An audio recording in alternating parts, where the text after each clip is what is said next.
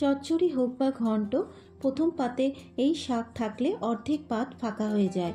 নমস্কার বন্ধুরা, স্বপ্নার কিচেনে আপনাদের সবাইকে স্বাগত জানাই। আজকে আমি আপনাদের সাথে শেয়ার করব আলু দিয়ে পালং শাকের খুবই সাধারণ একটি রেসিপি।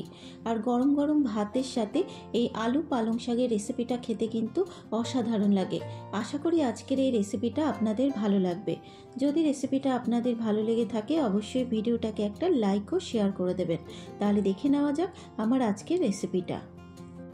আলু পালং শাকের এই রেসিপিটা বানানোর জন্য কড়াইতে দিয়ে দিয়েছি বেশ কিছুটা পরিমাণে সর্ষের তেল।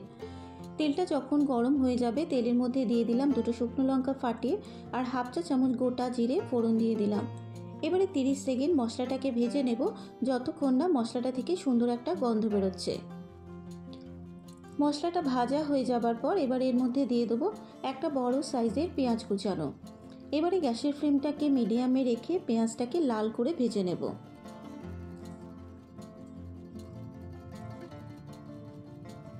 পেঁয়াজটা যখন লাল করে ভেজে নেওয়া হয়ে যাবে এবার এর মধ্যে দেব 1 চা চামচ রসুন কুচানো, 1 চা চামচ আদা কুচানো আর দিয়ে দেবো 1 চা চামচ লঙ্কা কুচানো।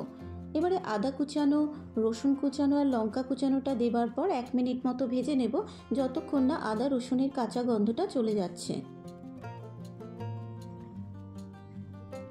1 মিনিট নাড়াচাড়া করে নেবার পর এবার এর মধ্যে দিয়ে দেবো 2 মাঝারি সাইজের ডুমো করে কেটে নেওয়া আলু। আলুটা দেবার পর প্রথমে আলুটাকে 2 মিনিট মতো ভেজে নেব। 2 মিনিট নাড়াচাড়া করে নেবার পর এবার এর মধ্যে দিয়ে দেবো হাফ চা চামচ হলুদ গুঁড়ো আর দিয়ে দেবো স্বাদ মতো নুন। হলুদ গুঁড়ো আর নুনটা দেবার পর আলুর সাথে মিশিয়ে নিয়ে আলুটাকে কিন্তু একটু লাল লাল করে ভেজে নেব।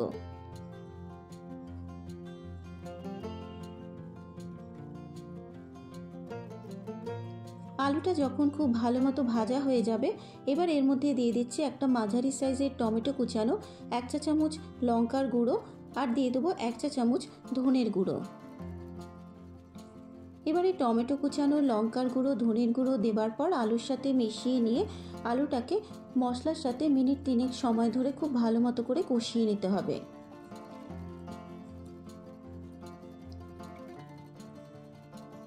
আলুটা যখন মশলার সাথে কষানো হয়ে যাবে এবার এর মধ্যে দিয়ে দেবো 1 আঁটি মতো পালং শাক কুচানো। পালং শাকটা দেবার পর এবার সব কিছুর সাথে মিশিয়ে নিয়ে 2 মিনিট মতো পালং শাকটাকে একটু ভাজা ভাজা করে নেব।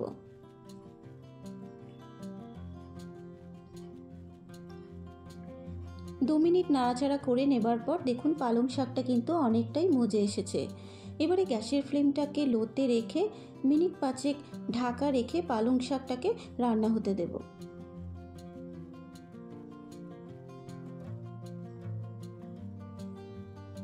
পাঁচ মিনিট পর এবার ঢাকনাটাকে খুলে পালং শাকটাকে আবারও একবার একটু নাড়াচাড়া করে নেব।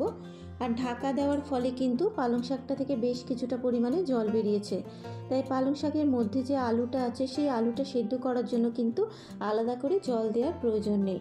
পালং শাকের মধ্যে থেকে যে জলটা বেরোবে সেই জলেই কিন্তু আলুটা সেদ্ধ হয়ে যাবে। আর যেহেতু আলুটা আরেকটু সেদ্ধ হবে তাই মিনিট 3 ঢাকা রেখে আমি আলুটাকে সেদ্ধ হতে দেব।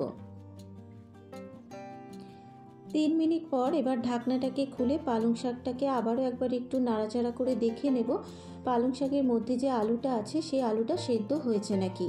আর পালং শাকের মধ্যে যে একটা জলজলে ভাব আছে সেটাকেও কিন্তু শুকিয়ে নিতে হবে।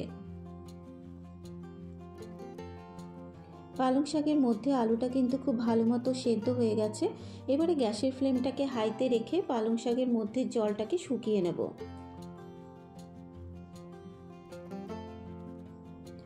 মিনিট 3 নাড়াচাড়া করে নেবার পর পালং শাকের মধ্যে যে জলটা ছিল সেটা কিন্তু শুকিয়ে গেছে। এবারে গ্যাসের ফ্লেমটাকে বন্ধ করে দিলাম। আমার আজকে আলুর পালং শাকের রেসিপি আপনাদের কেমন লাগলো অবশ্যই আমাকে কমেন্ট করে জানাবেন।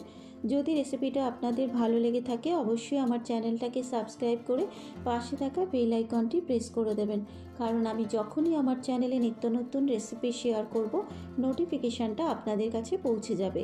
আজকের মতো এই পর্যন্ত, আবারও হাজির হয়ে যাব অন্য কোনো নতুন রেসিপি নিয়ে। সুস্থ থাকবেন, ভালো থাকবেন, ধন্যবাদ।